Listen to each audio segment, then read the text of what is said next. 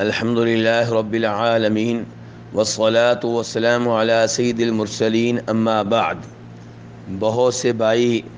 نبی علیہ الصلاۃ والسلام کی جانب سے قربانی کرنے کے بارے میں سوال کرتے ہیں، تو گزارش یہ ہے کہ صحابہ کرام سے یہ ثابت نہیں ہے کہ وہ نبی علیہ الصلاۃ والسلام کی جانب سے قربانی کرتے رہے ہوں، جبکہ صحابہ کرام کو عام لوگوں کے مقابلے میں نبی علیہ الصلاۃ والسلام سے محبت کہیں زیادہ تھی۔ البتہ اس بارے میں ایک روایت آتی ہے جسے امام ترمذی اور ابو داؤد نے روایت کیا ہے، جس میں یہ آیا ہے کہ جناب علی رضی اللہ تعالیٰ عنہ 2 قربانیاں کیا کرتے تھے، اور ان سے پوچھا گیا کہ آپ 2 کیوں کرتے ہیں؟ تو انہوں نے کہا تھا کہ نبی علیہ الصلاۃ والسلام نے مجھے وصیت کی تھی کہ میں آپ کی جانب سے قربانی کیا کروں، تو اس لیے میں آپ کی جانب سے قربانی کرتا ہوں۔ لیکن یہ روایت جسے امام ابو داؤد اور ترمذی نے بیان کیا ہے، یہ نبی علیہ الصلاۃ والسلام سے اور جناب علی سے ثابت نہیں ہو سکی، کیونکہ اس روایت کے بیان کرنے والوں میں ایک راوی شریک بن عبداللہ ہے، اور ان کا اچھا حافظہ نہیں تھا، تو ان کی وجہ سے یہ روایت ضعیف ہے۔ دوسرے نمبر پہ اس میں ایک راوی ہے حنش ابن المعتمر الصنعانی، اس کو بھی عام طور پہ علماء کرام نے ضعیف قرار دیا ہے۔ اور تیسرے نمبر پہ اس پہ ایک راوی ہے ابو الحسنہ،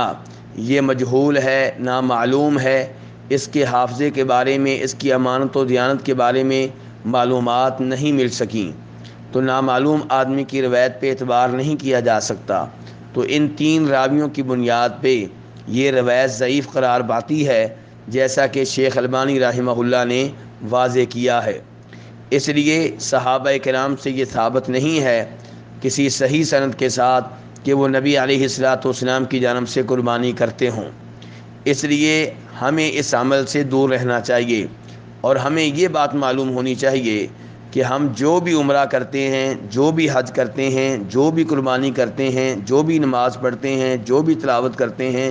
اس کا ثواب نبی علیہ الصلاۃ والسلام کو اس وجہ سے ملتا ہے کیونکہ یہ خیر کے کام آپ ہی نے ہمیں بتائے ہیں، آپ ہی نے ہمیں سکھائے ہیں، اور آپ ہی نے یہ اصول بھی بیان کیا ہے کہ من دل علی خیر کفاعلہ، جو کسی کو خیر کا کام بتائے، نیکی کا کام بتائے، تو جتنا ثواب اس آدمی کو ملے گا جو نیکی کر رہا ہے، اتنا ہی ثواب اس کو بھی ملے گا جس نے خیر کا کام بتایا ہے، جس نے نیکی کی جانب ترغیب دی ہے، جس نے نیکی کی تعلیم دی ہے، جس نے نیکی کا طریقہ بتایا ہے۔